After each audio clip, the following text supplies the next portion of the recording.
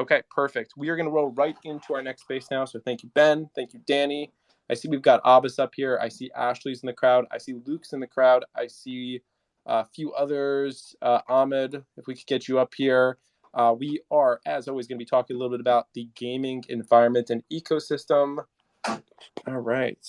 Let's go ahead and change the title of the space. Let's go ahead and make this the gaming ecosystem. We're going to move this. So yeah, appreciate everyone who wants to stick around. I think you will find this one pretty interesting, especially if you've just been hanging with us. We've been live since the open at 9:30, but I started this at 9:15 a.m. and we're going to keep it rolling. So it looks like we got pretty much all of our speakers, or a good handful of them, already into here. So I think we're good to get going. Laszlo, what's going on?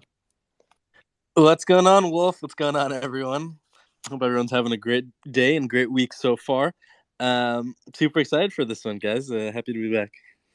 Yeah, absolutely. Me too. Really excited to get into it. So for this space, I did invite a few more speakers. So we do have, do you want me to refer to you as Weirdo? Or do you want me to? Weirdo or Scott's fine, either way. Okay, Scott. I figured it might be, I didn't know if you wanted it to go Scott. Oh, yeah, no, I'm fully doxxed.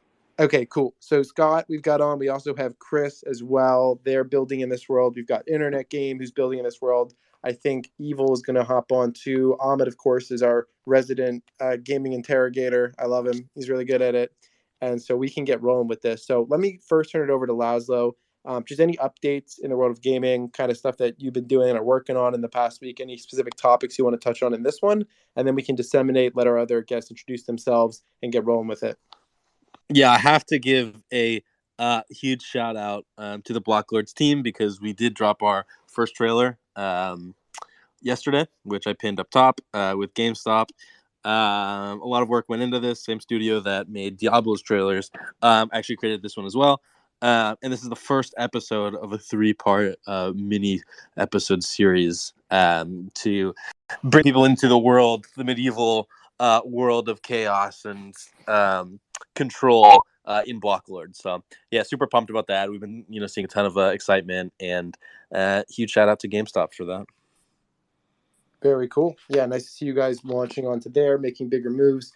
Impressive. So just for anyone who's unfamiliar, just as some precedence to the space, I've been doing the space now with Block Lords for months at this point, and pretty excited to continue the conversation. We've just seen more and more interest in the world of gaming, especially gaming with ties into Web3, with ties into crypto and NFTs, and next level technology.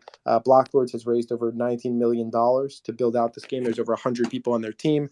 This is a very legit interface and game. We've talked a lot about approaching this world from a fun first perspective, right? And then the technology and the money and all that kind of comes second, but you have to build something fun first. So we really dove into the actual game mechanics, different pieces. Laszlo, anything else you want to say on that? And we can give some of our other guests a chance to kind of introduce themselves and then go down whichever way you want to go. Yeah, sure. Just a bit of a random thought from me.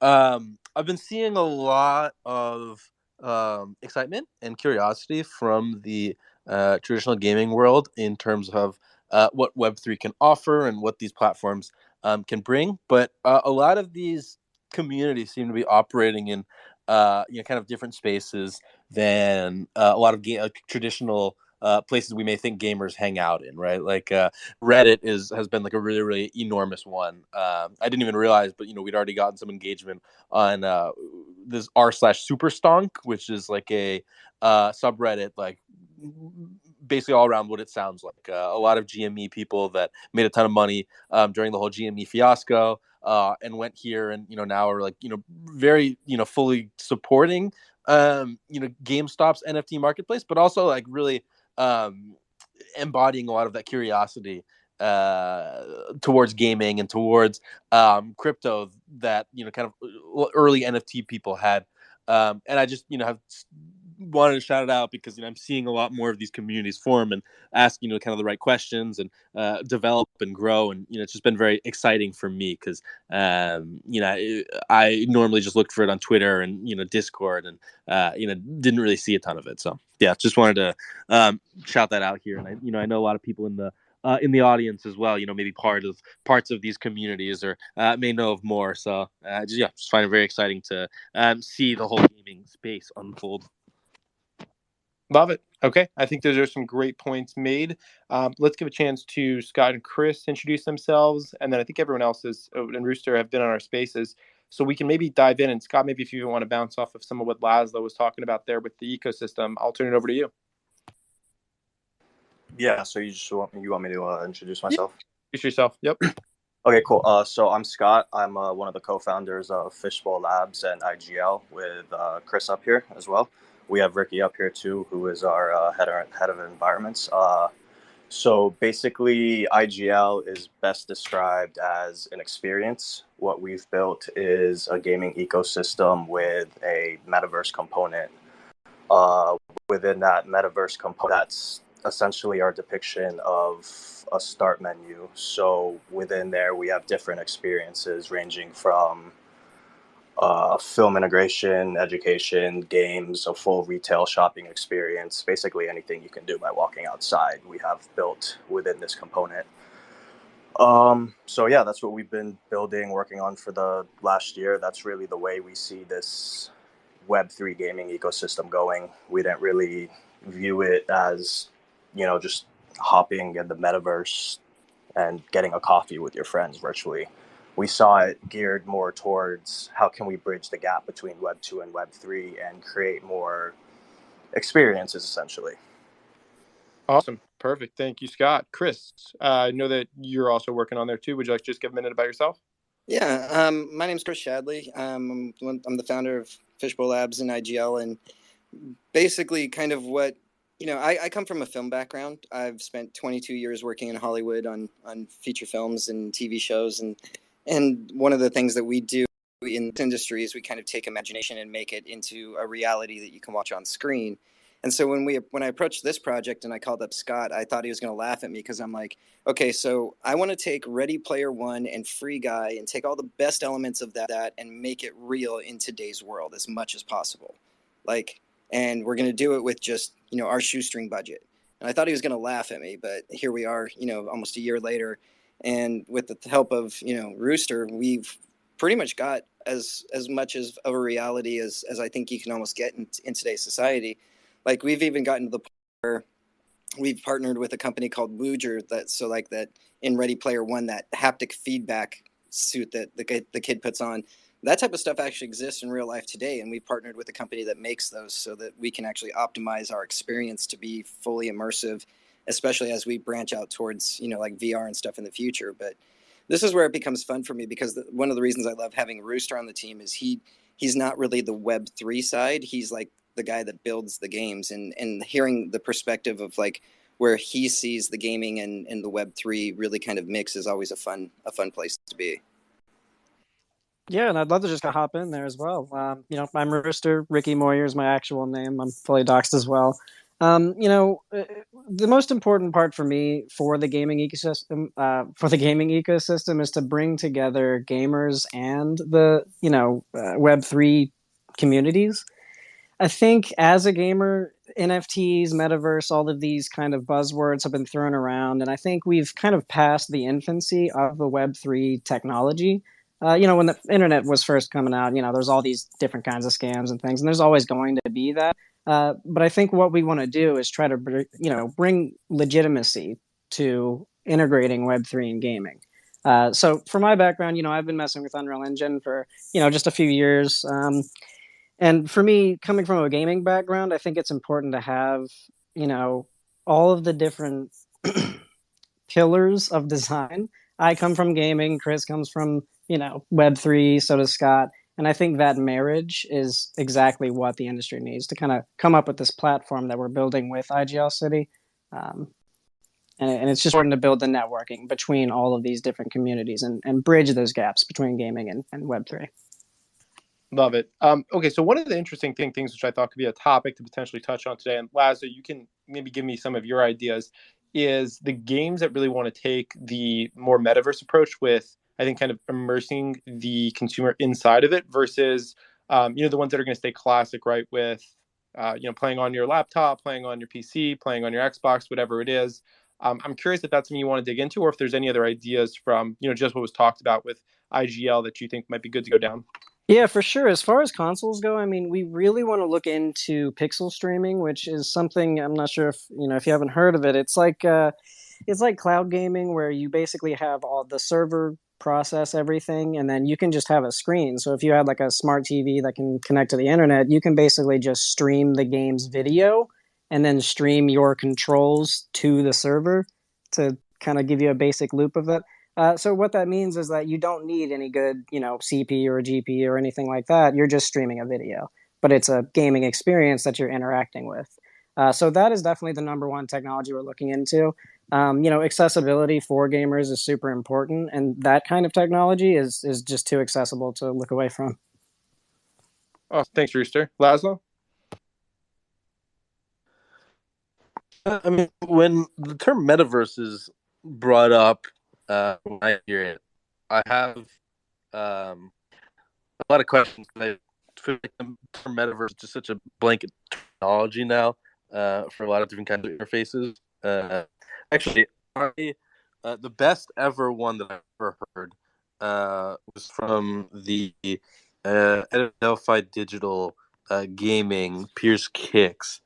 Love to take a second to read that actually, but um, there's like some people argue that we're already in the metaverse, connecting with everybody online and social media and being able to text and call, video chat live with people all over the world. And some argue, okay, well, until we get into like immersive reality or virtual world with depth, then that's not until Ready Player One. That's not until we get into the actual metaverse. I read this so from Piers Kicks. He wrote, "The metaverse is a persistent, live digital universe that affords individuals a sense of agency, social presence, and shared spatial awareness, along with the ability to participate in an extensive virtual economy with profound societal impact." Curious, I can give my own thoughts, but curious to hear what the audience thinks. Yeah. I would say, I mean, it's super interesting. I mean, like I know Piers well, and yeah, he's a smart guy, and I think that that like kind of lengthy definition of it, I think really kind of expands on the various ideas or the various kind of capabilities or action, so to speak, that can kind of take place. But like, I think that like there's the operative term inside of that entire definition is really kind of around that whole kind of spatial thing, because again, societal impact, interacting, social kind of components. Like those all exist in the internet as it exists today, but it really kind of lacks that spatial thing. And I think it was on a talk last week specifically on this space where another speaker, where because again, like you, I've always kind of had a big kind of question mark when it came to like the metaverse. And it wasn't until another speaker referred to the metaverse as like a 3D version of the internet that it kind of clicked for me. And I thought that was just like again, Pierre's definition is a really really great one because it's all encompassing. But at the same time, I think this like kind of like 3D version of the internet, like in a simplistic way, kind of makes it that much more real for someone like me. Ahmed, did you have thoughts on that? Or I see Laszlo. Oh, yep. I was just gonna say I like that term, 3D internet. Yeah, Ahmed. Yep. I think perhaps I tried as much as possible to differentiate between words like metaverse, blockchain, crypto, Web3. Usually, a lot of people try to bundle them together. I don't think they are. And of course, I don't think that virtual reality and the metaverse are necessarily the same thing. I believe probably the first iterations of metaverse are going to be in 2D, just like the first shooter games. This is more likely to happen, in my opinion, than 3D. I'm also very interested in the societal aspect, the societal aspect that was discussed in this definition. I think needs to be discussed a lot more.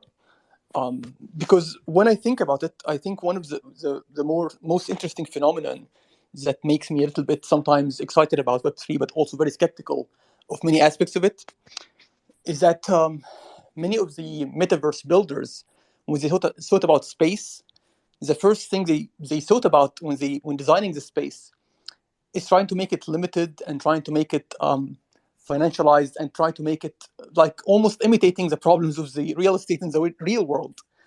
And it makes you sometimes wonder if you want to build a new world, a completely, you have a blank space and you can draw anything and you can design anything. Why choose to design something that's limited, or why choose to design something that has the same issues and echoes the same problems of scarcity that you have in the real world? And perhaps this is going to be the societal impact, as you say, of the definition.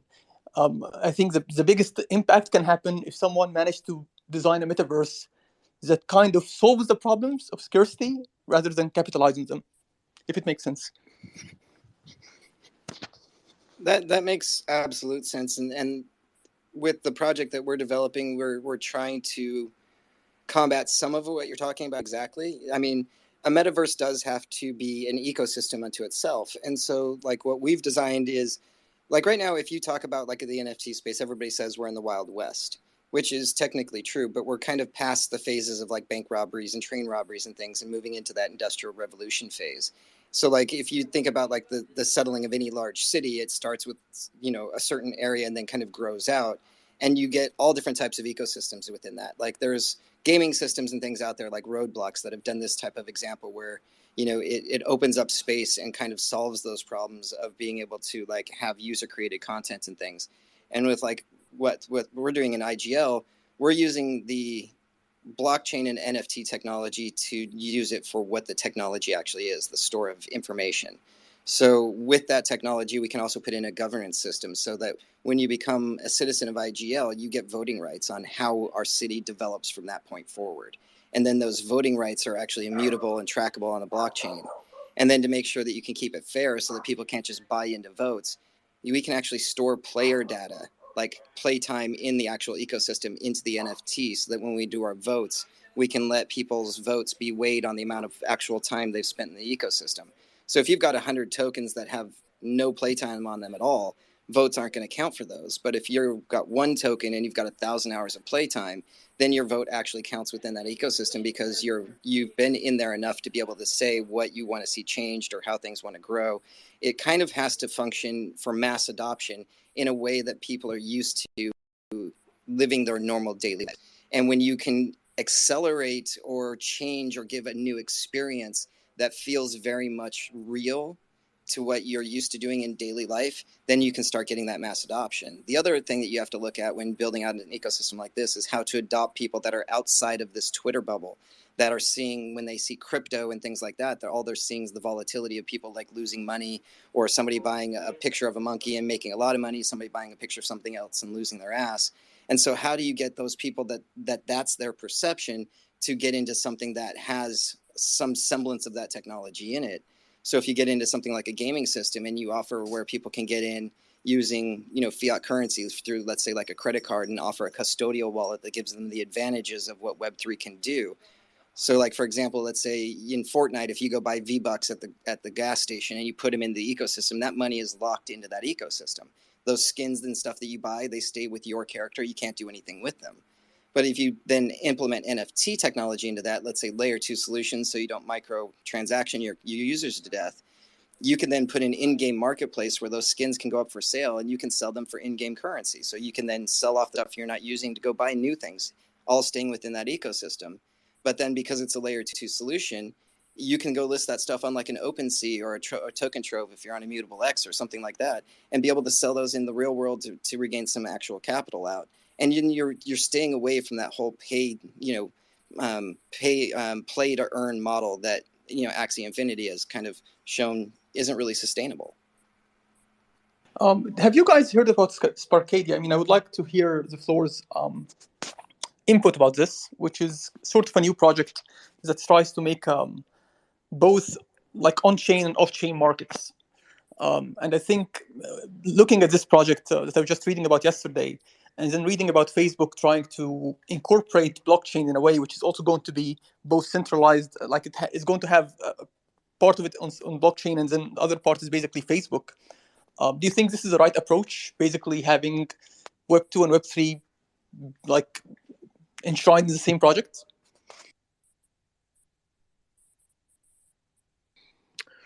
I think in order to ever get mass adoption into what we're creating, you're going to have to be able to find ways to bridge Web 2 and Web 3, but you're going to have to do it more than just like the people that are coming into the metaverse for the actual experience. You're going to have to do it for like, you know, businesses and finding ways to bridge Web 2 businesses into what Web 3 is now doing in a way that they aren't seeing a gigantic risk right up front, and they can start to learn what the benefits of Web 3 could be for their companies. So, do I think the way that Facebook is doing it is right? Not necessarily, but I think the concept behind that there has to be some sort of bridge between Web 2 and Web 3 for this ever to get mass adoption, I think is absolutely true. Chris, or anybody, I think like one of the biggest issues with adoption in this space, right, is user experience. Like if you think about buying a digital asset, right, it's a pretty complex process for most people. And you've seen Coinbase, et cetera, try to address this, right? So for a metaverse project, what are you, and I don't know if you already addressed this, but what are you doing to kind of deal with the like user experience issues so that you can have mass adoption outside of gaming and just introduce more people, right? Like gaming is not the sole focus of metaverse. Tim Sweeney will Absolutely. even say this, right? So as he talks about Project Liberty. So do you have any insight on or can you explain a little bit about how you see user experience and Well, Yeah, I see two. Or go ahead, Chris. I was Okay, going to say I would love to let Ricky kind of explain some of this because he comes from the outside of Web3 experience, and Yeah. he's really a good person for us as a sounding board because we're also Web3'd in that it's nice to have that person on our team that really like he minted his first NFT like a week ago. So like I'd love to have him kind of address this for a moment if we could. Yeah, so I think what you're asking with UI and user experience and everything, the idea, at least for our project and what we envision, is that the when you load IGL City, you're stepping with your avatar right into the city. There's no like main menu or anything like that. So the user experience would be, and I think it was mentioned earlier, the term metaverse is really just, in a 3D space, the internet. And so that's how you're interacting or experiencing as a user with the Web3 components is through a 3D environment. So I think the user experience for trading things, for taking part in the ecosystem, happens organically by just moving your avatar around like you would in real life. that wasn't actually the part of the user experience that I was talking about, right? I think I But go understand ahead. coming from. So I think there's two distinguishable factors that I've noticed. Number one, it's hard to have an experience when I'm trying to enter an ecosystem that isn't ready and I'm waiting to enter it for years. So I think that's a huge issue that a lot of ecosystems are trying to launch without having proper preparation. And another issue is it's hard to reach the masses with this Web3 technology. I found Web3 about 2 years ago. I made the conscious decision to spend about 8 months doing research to learn what I was doing before I actually got involved. Not a lot of people are willing to do that or understand how to do that, etc. So a good component is the usage of custodial wallets, allowing the average consumer to enter the ecosystem without taking on much risk. You can use those custodial wallets with fiat, a credit card. You don't even have to touch crypto. Uh, there's pros and cons to it. You don't really have ownership over the keys, therefore you don't own your assets. But I mean, that's your entrance into the ecosystem. No risk. You don't have to touch crypto, and it's easy. It's very straightforward. So I guess like my follow-up question, you kind of did answer it, right? Is like as a project, right? Or for anybody evaluating any of these, like user experience is incredibly important in Web 2 as well, right? Like sometimes like I've had the experience where we're looking at, something and the user experience is just so bad, that there's, going to be a problem with purchasing or a product is going to be superior, right?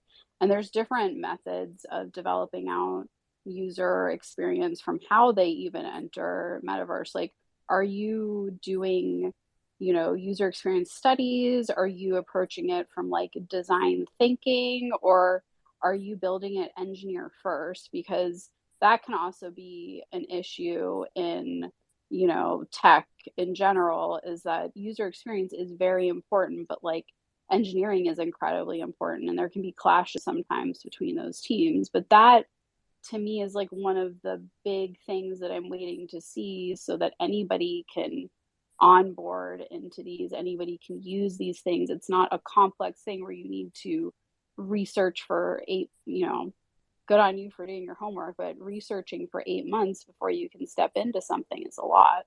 Yeah, so the way we've designed the experience, when we launch our public game in Q1 of next year, will actually be a free-to-play game. So anybody can download the file, and anybody will be able to jump into the city as a default avatar, be able to walk around. We have business partners with actual like stores within the metaverse itself, where you can walk around and see an item. Like we've partnered with Half Baked. If you live in Los Angeles County, you can actually, while inside the game, visit the Rebud website and order the product to be delivered to your door. We have a partnership with Apocalyptic Apes. We built out a storefront for them for all of their merch. Anybody could walk into that storefront and be able to like order the t-shirts or phone cases or whatever right off of their website directly with inside the gaming experience itself. We have things like a skate park that's not even necessarily a game. All you have to do is walk into the skate park. It puts a skateboard under your feet. You can skate around and have a good time. We have a nightclub that we'll be able to do different types of experiences in. We'll have sports bars, things like that, all the basic experiences. This will all be on the free to play level, where you can just come in and you don't have to pay or do anything to be a part of this. You'll even get to play the first level of our third-person shooter game for free. Now, when you want to get into what the advantages of the system will be, you want to get your custom one avatar that you'll be able to get licensing rights to be able to use for whatever you want to use as the owner of that avatar. If you want to be able to have tradable or sellable skins within the ecosystem, if you want to advance into upper levels of things, you'll have to sign up like for a membership, just like with, for example, Fortnite. But the base level of the ecosystem will always be a free-to-play game to offer people the ability to come in and experience the types of things that they'll be able to do with the ecosystem of Web3 before they ever spend a dime with us. So, and then once they see the fact that, hey, in this game, if I buy a bunch of skins and then there's an in-game marketplace, if I'm a member and I can sell some of those off and buy new ones with it and do all that stuff, then that will hopefully get them to sign up for the custodial wallet. And then when they see somebody that's, built up a streaming campaign and has like, Coca-Cola licensed their player to be on a can, they'll be like, oh, how do I do that? And then they'll want to figure out how to get a wallet so that we can transfer all of their player information to them and they can have their IP rights to be able to do with as they please. We've got partnerships with like Wix and Printful. So if our players want to create their own like print on demand stores, we can get them all set up so that they can find ways to be able to generate income through this ecosystem itself as well. It's designed to be kind of a fully functioning, like growing environment that functions like an everyday real world city would. I just want to give Laszlo a chance to pop in here. Yeah. Again, I mean, when we talk about the combining Web 2 and Web 3 experiences, I think it's important to take a step back and think about what Web 3 experience or UX like really is. I mean, it's horrible. Like we haven't progressed down that route at all. So going, looking at Web 2 experience, like traditional UX, like real, low friction user flows that people have gotten used to through seamless apps and high quality marketplaces, is the standard for experience. And one of the biggest reasons why it's so difficult for us to onboard traditional people into this space, right, is because a lot of us, that may have drank in the Kool-Aid and come into the Web3 space, and I will say myself included, have kind of forgotten about that and gotten used to this high degree of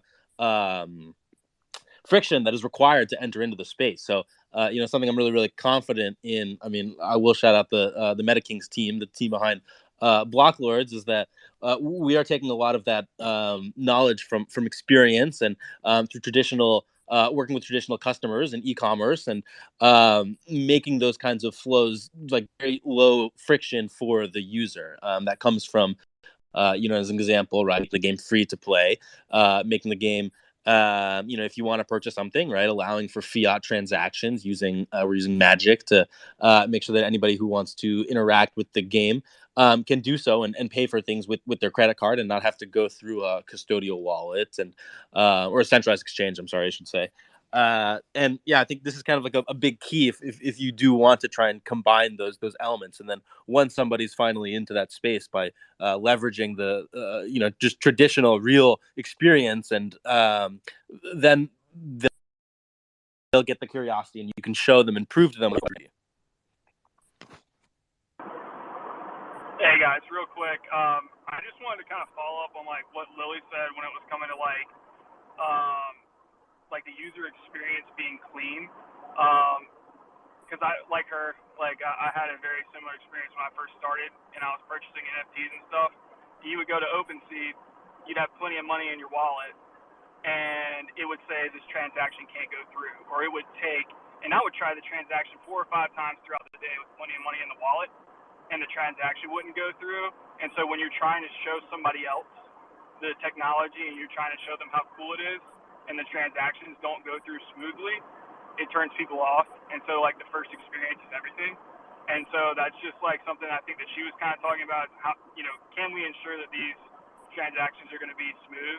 And so I think that you guys kind of answered that. And I think that like what you guys were talking about, how you were partnering with Half Baked and all that stuff, that vision of walking into a Home Depot in the metaverse and ordering supplies and having them delivered to your house on a rainy day, that's the future.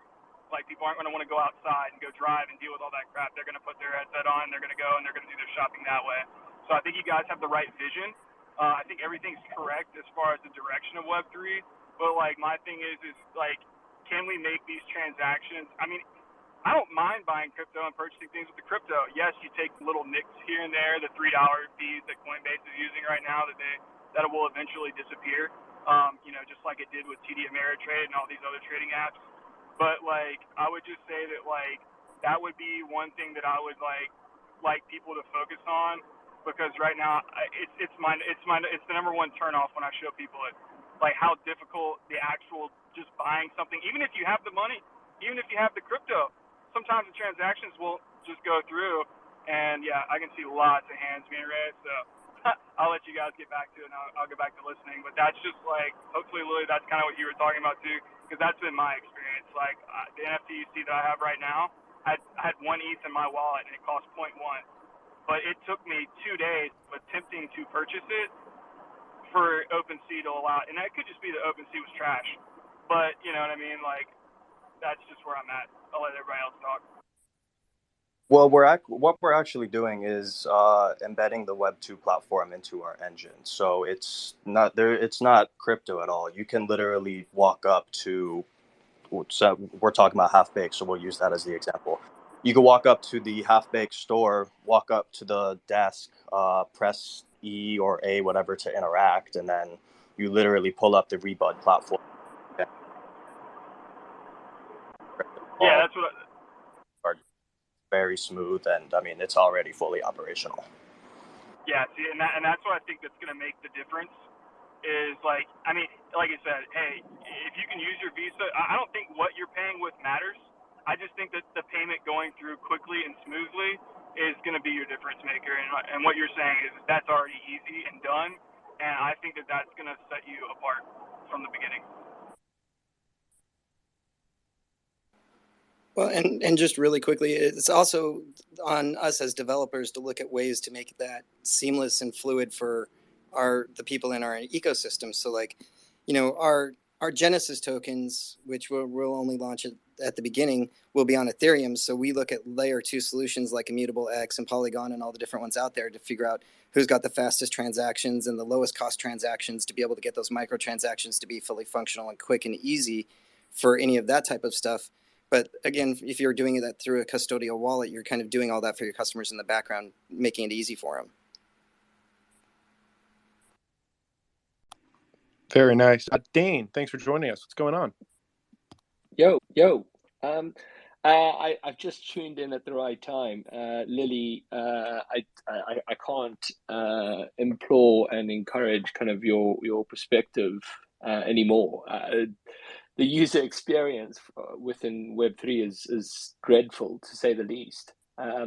Having come from a background where I've sold, you know, millions of iPhones, where we, design the entire data and people and their behavior, and curated the entire journey for the user as easy and as simple as possible, down to like 1 click or 2 clicks.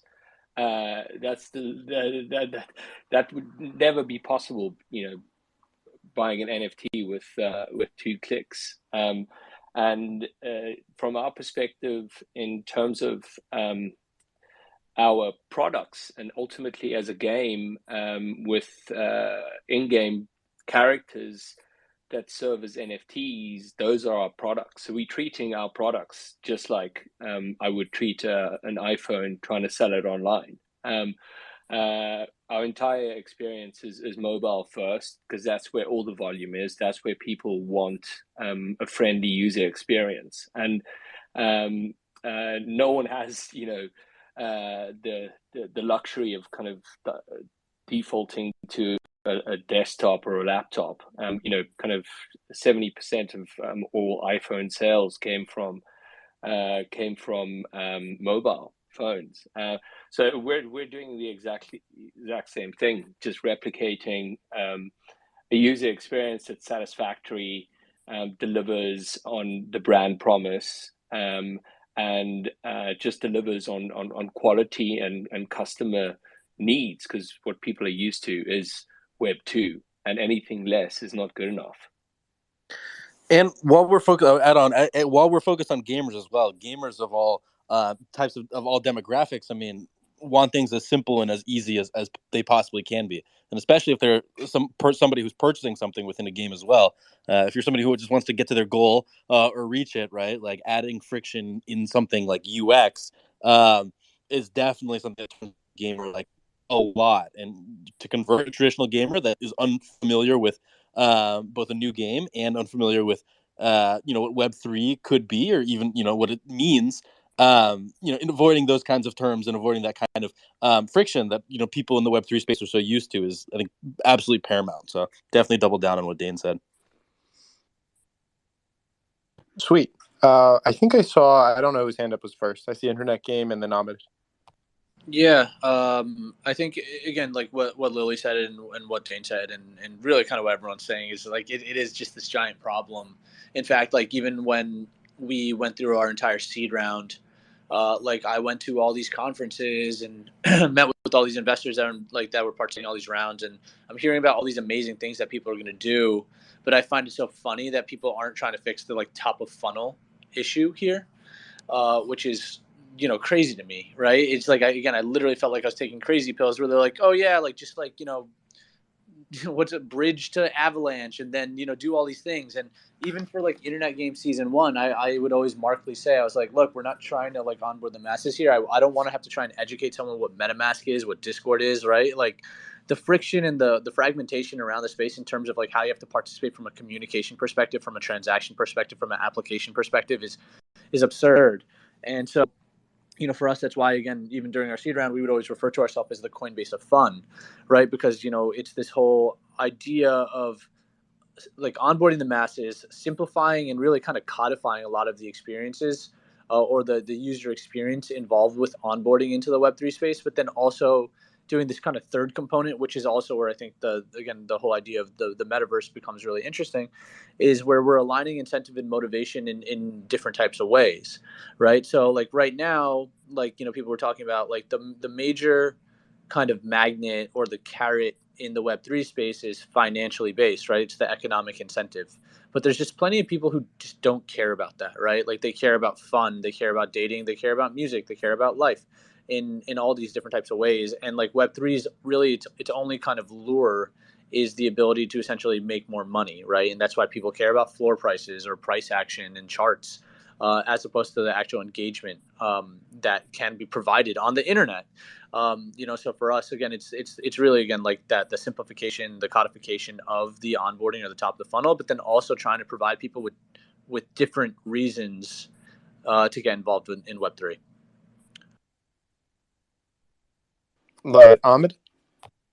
Yeah, I mean, I don't want to sound again like just trying to be different for the sake of being different. But the thing is, I'm in my mid-30s, so I remember how the internet used to look like 20 years, like 15, 20 years ago.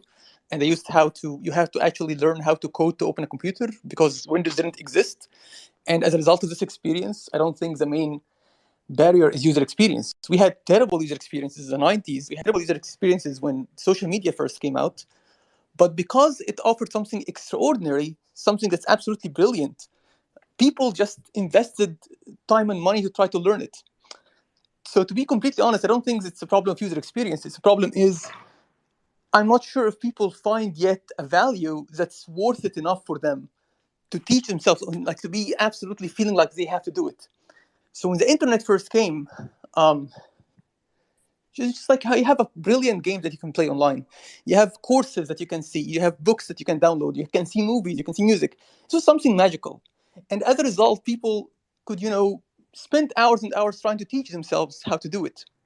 When social media first came, my mom, of course, trying to teach my mom how social media works was like teaching her rocket science. But she was really interested because this was a way for her to communicate with me when I'm abroad, to communicate with her friends, and so on. So the product was so brilliant, even it had a terrible user experience at the beginning. But because people saw the value right away, they managed to teach themselves, even if the user experience was horrible. So I would argue that yes, user experience is of course important. I mean, nobody would say no. But I think if you have such an amazing product that people would feel they are totally missing out on something huge, even if you have a terrible way of onboarding people, they're going to teach themselves and they're going to invest enough time to actually do it. Okay, I keep seeing hands up. We can go Chris and then Weirdo. Well, and I have to say, Lily, what you're talking about is really where we started. It wasn't about like how do we make the best blockchain game or how do we make the best this or that. It's how do we make the best experience for everyone, whether you're a gamer or not a gamer, which is why we kind of have like the city level. It's an experience where even if you don't play video games, you can come in and go shopping or hang out with your friends or go to the park or come see a concert in the arena or go to the club. Just something different where maybe if you don't have friends that live close by, it's some way besides just the video chat that we've all done way too much of now over Zoom and stuff because of COVID. And it's kind of a more immersive way to be able to go and do and hang out with your friends in a virtual environment. But for us, it was really about building the experience first. And once we got the experience right, figuring out the ways that we can bring the blockchain technology to enhance that experience and to make it beneficial to the people that are part of it. And then the last thing that we thought about was, okay, how do we make money off of this? And then from there, once we had that plan, we took and we put our money and started building what the experience was so that the minute that we offered anybody to put any money into it, they actually get to experience that the same day.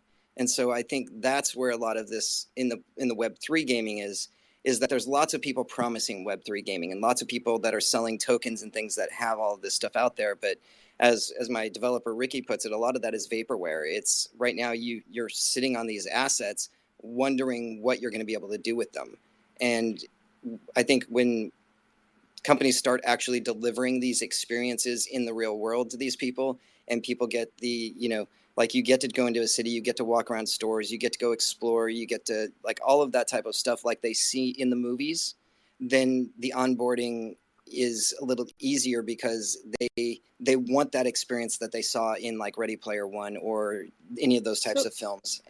So, I mean, Ready Player One is different than like you get into this whole thing about definition of metaverse and technical definitions of like, Web3 versus Web2, but that's a whole like separate conversation to me. And I don't want to take over the space with another conversation because I'm actually really enjoying also listening to what everybody has to say. But I am going to tweet out like for you, Chris, and if you, there's, or people that are designing and are founders and are interested, just like a basic PDF with what design thinking is. And I am really curious about understanding everybody's process and also like some of the other ways forward for mass adoption, right? Because there is so much to such a, there's popular games, right? Games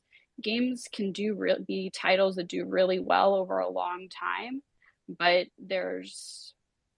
you can't hinge on games.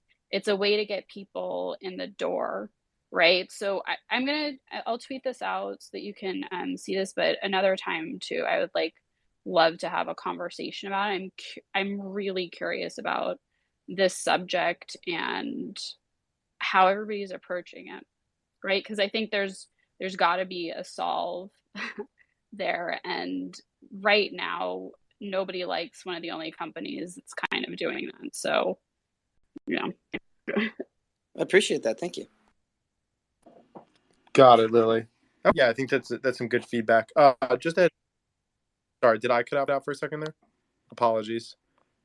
I wasn't sure if it was you or I who cut out. Can you guys hear me well? Yeah, all good. Okay, cool, awesome. So just heads up, we're doing about 13 more minutes here. Really been enjoying the conversation. This has been very different, I would say, than a lot of the conversation that we've had in the past. We've done maybe more financial-based conversation, so I like that we're talking user experience. I think that's pretty important. It's definitely the starting block, right? For any of these games, we had a conversation last night called "What is the Metaverse?" And in that, one of the conversations that came up was, why would these games like Epic Games, right, who runs Fortnite and other stuff, why would they ever introduce a NFT component, right? They already have a good thing going, and to get everything onto a blockchain and to move out of their in-house system, it doesn't really make sense, right? So what we talked about is instead you need to actually build this separate, right? It's not one of these games that's going to turn over. It's going to be a new foundational building block, but that new company has to start out with the same ideas that Epic Games did, right? Where they started, we want to build something people are going to love playing. We want to build something people enjoy, and we're going to build something easy, right? Like they're going to intuitively be able to pick up this game in an hour or two, right? So that's kind of, I think, a good place to start. And that's why it makes sense with the onboarding experience, the actual user experience is the place where you start.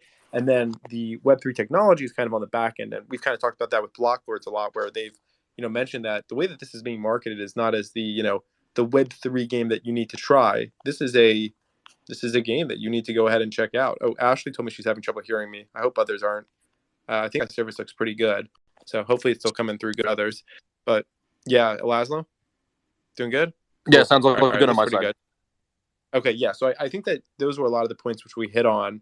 And so, yeah, just pulling it back to you, maybe Laszlo, for a second, if you wanted to kind of run any thoughts on maybe the user experience or other pieces or how things are marketed. And then we've got about 10 minutes left here. So any other important things you wanted to cover? I don't know if we wanted to dig any more into the GameStop tweet that we have up top. It's interesting. This idea of user experience, working on the Web3. All right, now he's definitely breaking up, right? Yeah, okay. I can't hear that either. All right, my sound was good. I think yours is a little rough, Laszlo. Yeah, I can hear you good, Wolf. I can't hear him at all. Is this better? Yep, Yep, that's better. Interesting. From my perspective, maybe not better. Community manager at Blocklords. I have seen, come from a background Web3 space and then working lead manager. Our biggest goal is to onboard people, like you said, into this space through a game first experience. And I see people on the Web3 side say, okay, well, you guys need to drop more gameplay. You need to start airdropping people things and doing a lot of these like hardcore things that people are used to in communities. And then, at the same time, I see tons of Web2 people, look at our newest trailer that dropped, which is a teaser trailer, which isn't gameplay, but gives an image of what the game looks like and what it will feel like. And traditional gamers are loving it, right? And they're saying, okay, well, I'm really excited about this one. Like clearly they're putting effort into this, and it looks like some kind of AAA title. So I think, yeah, it's really interesting to just take a step back and look at like these demographics and really try and get a macro level picture of what this audience or pie of gamers really looks like. It's a very, very diverse bunch, and I consistently find myself learning a lot more from actually going back into Web 2 and hearing from people that are traditionally successful in these kinds of experiences and these kinds of marketing efforts and these kinds of user growth challenges, and hearing what they did to figure that out. Because frankly, I think that there's a lot of really great ideas in the Web3 space, but people that have entered in here are no smarter than anybody else. So yeah, some good points there. Really definitely appreciate that. Internet game. Do you have any thoughts on kind of what we chatted about there? I feel like you're also very involved in this onboarding process. Yeah, I mean, again, like everyone's kind of going at it. Everyone's going at it in really different ways, but I think that like the breadth is really really needed, right? And I think something that I had mentioned on a previous space when it came to kind of the metaverse is that the ecosystem in version 1.0 that's like necessary for a metaverse is really really high, right? So for us, we wanted to kind of sit on the other side of the spectrum, right? Because again, we're not trying to build a metaverse. I mean, maybe one day we'll exist in like the application layer of a metaverse, right? I think that's kind of where we see us in years from now. But for us, what we really wanted to experiment with and really kind of showcase was like people can essentially participate in an internet game. We've delivered on product already, right? We've did season 1 in March. We're doing season 2 in September. And for us, it's really about ensuring that people can kind of see, hey, there is this kind of fun aspect to Web3 gaming, and I can experience it today, as opposed to just kind of crossing my fingers and hoping the team executes. So again, like I said, there's so many different ways of going about it, and the projects are all awesome, and it's just about kind of covering the land and ensuring that the top of funnel, again, as we all spoke about, is simplified, I would say. Perfect. Larry. GM Wolf, thank you for hosting the spaces. Thank you for continuously hosting spaces. I appreciate you. Thank you. I think Fortnite was the innovator, right? Like if you think about Fortnite, it's been around for a while, and they know what they're doing. They took away building. That was what built their company, but they realized they had to get rid of it because it's too technical. They listened to their audience, and they were the original innovators in skins, which is basically NFTs. So I think with anyone making games, they should definitely take a book out of Fortnite's playbook, and also Supreme, the streamer brand, and play to earn games. I think tokenomics need a little bit of work. So that's my thoughts. Thanks for hosting. Thanks for the alpha. Appreciate you guys. Appreciate you, Larry. Always good to have you up. Okay, I think those were some good points. Definitely, we maybe do one or two more minutes, and then we can go around and give some comments. Ashley, I see you made it up on stage. Appreciate you being here. Did you want to throw any comments into the mix on the gaming stuff? Unfortunately, I caught like the tail because I was having trouble hearing, but yeah, I just want to wish Blockboards good luck. I've been hearing a lot of what they've been talking about, and love that they're affiliated with GameStop. So yeah, excited for you guys. yes, thank you, Ashley. Check out our trailer; it is epic. Also, for people, I know that last week we talked about there was, I think it was it a free mint going on, or there was one of the early mints that was going on, right, Laszlo?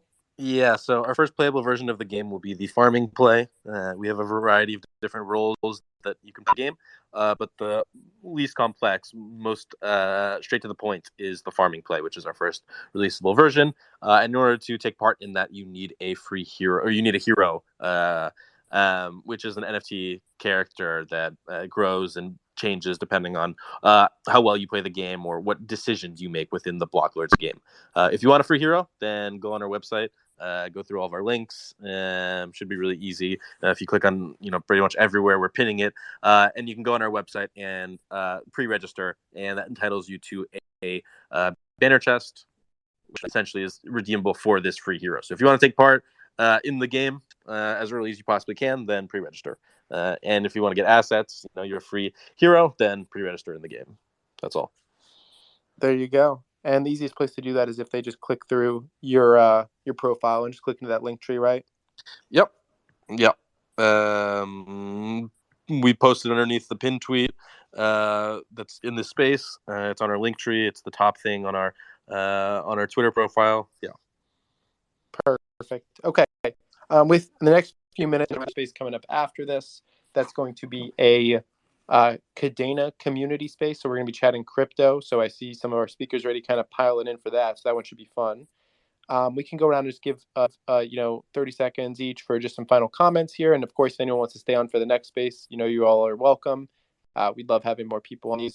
Let's go first with Scott. Appreciate you joining us. Anything else you want to share on this one? I just want to thank you guys for having me up here. Love your spaces. Would love to come back for any more gaming discussions that you think I could contribute to. One thing I want to comment on is onboarding was a large part of today's discussion. I think the main issue we're seeing today is lack of simplification and lack of expansion to a wider consumer basis. The way to onboard is to make the process as simple as possible. Sign up for a membership like you do for Xbox Live or anything else, and that's the simplicity of it. Okay, love it, Scott. Definitely will have you back on. Let's pop it over to Chris. Anything else you want to share today?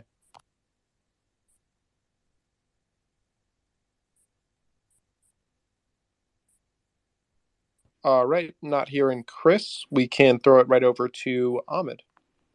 Well, thank you again for having me, guys. I already pre-registered for Block Swords. I'm looking forward for your trailer, and I hope that I will be playing the game very soon. I love it. Internet game? No, I mean, this was a really great conversation. Wolf, as always, thank you so much for having me. Really enjoyed, again, the conversations around simplification of the onboarding, and then also, again, providing experiences, which is something that, it was really nice to see the IGL team talk about that. Because, again, that's exactly what we're about as well. So, again, thanks for having me, and hope to be here again. Absolutely. Looking forward to the next one with you. Abbas, I think you're staying on. Lily, appreciate you coming up. Did you want to share anything else? Thanks for the space and the discussion. Absolutely. And entertaining the question. Thank you. Appreciate you. All right. Really good stuff all around. I think some of the others are staying on. Rooster, do you want to give any final comments? Yeah, just thanks for having me. And, I'm just excited on what we can make happen with Unreal Engine and Web3 and all these different tools that are available to us now to quickly iterate and create these awesome experiences. Perfect. Okay. With that, we are at 1:59. So we're going to roll